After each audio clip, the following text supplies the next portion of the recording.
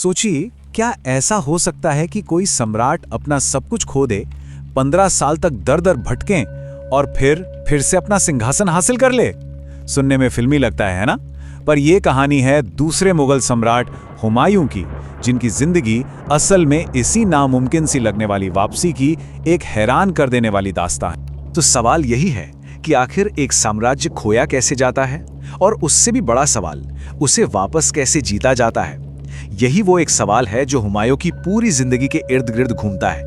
देखिए, उन्हें विरासत में एक बहुत बड़ा साम्राज्य तो मिला था, लेकिन कुछ अपनी गलतियों और कुछ किस्मत के खेल में उन्होंने सब कुछ गंवा दिया, और फिर उन्हें सब कुछ दोबारा जीतना पड़ा। तो बात शुरू होती है एक बटे हुए साम्राज्य से।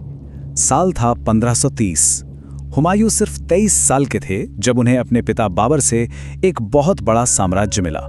लेकिन गद्दी पर बैठते ही उन्होंने एक ऐसा फैसला ले लिया जिसने आने वाले कल में उनके लिए सबसे बड़ी मुसीबत की नींव रख दी। और वो फैसला था अपनी विरासत को अपने भाइयों में बांट देना। असल में अपने पिता बाबर की इच्छा का मान रखते हुए हुमायूं ने साम्राज्य के बहुत बड़े और अहम हिस्से अपने भाइयों को सौंप दिए। जैसे कामरान को काबुल और कंधार मिला, अस्करी को संभल और हिंदाल को अलवर। हुमायूं को लगा कि भाई इस दरियादिली से भाई लोग वफादार रहेंगे, साथ देंगे। लेकिन क्या वाकई ऐसा हुआ? जैसा कि कहा भी गया है, उसके भाई अयोग्य और अविश्वसनीय साबित हुए। मतलब उनकी ये उदारता एक बहुत बहुत बड़ी गलती साबित हुई।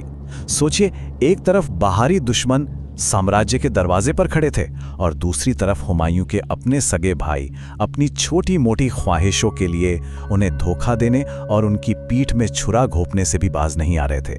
और यही होती है शेर की जीत। देखिए, जब हुमायूं अपने घर की इन लड़ाइयों में ही फंसे हुए थे ना, तो पूरब में एक नया और पहले से कई ज्यादा खतरनाक दुश्मन सिर उठा रहा था। एक अफगान योद्धा जिसका नाम था शेर शाह सूरी। और फिर शुरू हुआ एक सम्राट का पतन। शेर शाह सूरी ने हुमायूं को संभलने का कोई मौका ही नहीं दिया।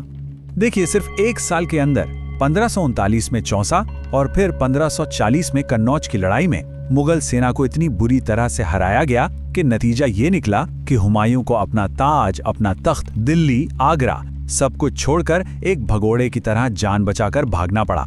और इसके बाद शुरू हुआ 15 साल का निर्वासन। ये वो दौर था जब एक बादशाह तो था, पर उसके पास कोई सल्तनत नहीं थी। एक लंबा, मुश्किल और निराशा से भरा दौर। 15 साल, पूरे 15 साल। ये कोई छोटा मोटा वक्त नहीं होता, एक बहुत लंबा और मुश्किल वक्त था ये। हुमायूं कभी सिंध के रेगिस्तानों में भटक रहे थे, तो कभी अमरकोट में किसी की पनाह में जी रहे थे। मतलब वो एक ऐसे बादशाह थे जिसके पास सल्तनत के नाम पर सच में कुछ भी नहीं बचा था। लेकिन कहते हैं ना, हर अंधेरी रात के बाद सुबह होती है। इसी अंधेरे दौर में एक उम्मीद की किरण भी जगी। निर्वासन के दौरान ही 1541 में हुमायूं ने हमीदा बानो बेगम से शादी की, और इसी शाही गठबंधन से जन्म हुआ उस शहजादे का जो आगे चलकर इतिहास में अकबर द ग्रेट के नाम से जाना गया। यानी मुगल वंश अभी खत्म नहीं हुआ था। और अब राजा की वापसी। सालों तक ठोकरे खाने के बाद हुमायूं ने अपनी आखिरी उम्मीद का दरवाजा खटखटाया, और वो दरवाजा था पड़ोसी मुल्क फारस का। वहां के शाह ने न सिर्फ हुमायूं को पनाह दी, बल्कि वो फौजी मदद भी दी जिसने इतिहास की सबसे बड़ी कमबैक स्टोरीज में से एक की बुनियाद रखी।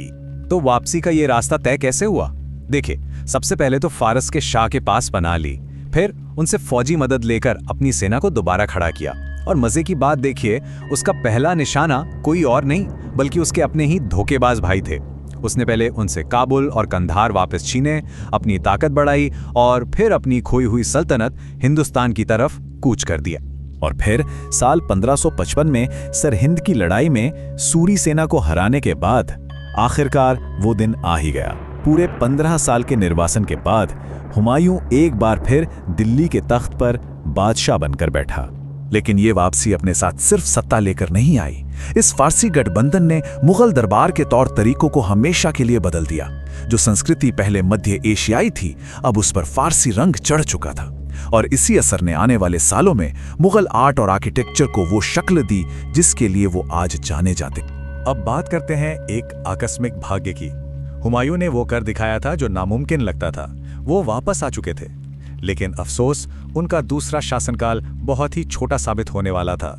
27 जनवरी 1556 हुमायूं की मौत अपने ही पुस्तकालय की सीढ़ियों से गिरकर हो गई।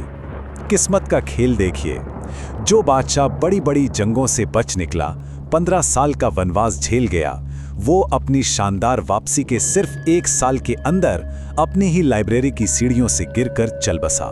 वाकई ये इतिहास का एक बहुत ही अजीब मजाक था। लेकिन हुमायूं सिर्फ एक शासक नहीं था, उसके कुछ अपने ही विश्वास और कुछ अजीब आदतें भी थीं। जैसे उन्हें ज्योतिष में बहुत गहरा यकीन था, इतना कि वो हफ्ते के 7 दिन ग्रहों के हिसाब से अलग अलग रंग के कपड़े पहनते थे। और उनकी जिंदगी की ये सारी दिलचस्प बातें हमें पता चलती हैं उनकी बहन गुलबदन बेगम की लिखी किताब हुमायूं नामा से। तो फिर हुमायूं की असली विरासत क्या है? देखिए, उनकी विरासत को सिर्फ उनकी हार से नहीं देखा जा सकता। उनकी सबसे बड़ी विरासत है कभी हार न मानने का जज्बा। उसी जज्बे की वजह से मुगल सल्तनत बची रही और उनके बेटे अकबर के महान साम्राज्य की नींव रखी गई। और हाँ, दिल्ली में जो उनका मकबरा है वो भी अपने आप में एक मास्टरपीस है, जिसे ताजमहल का प्रेरणा स्रोत भी माना जाता है। तो आखिर में ये सवाल तो बनता है कि हुमायूं को किस तरह याद किया जाना चाहिए, एक असफल शासक के तौर पर जिसकी किस्मत खराब थी, या फिर वापसी के एक ऐसे महारथी के तौर पर जिसने नामुमकिन को मुमकिन कर दिखाया। उनकी जिंदगी दुर्भाग्य की कहानी थी या कभी न हार मानने वाली हिम्मत की एक मिसाल।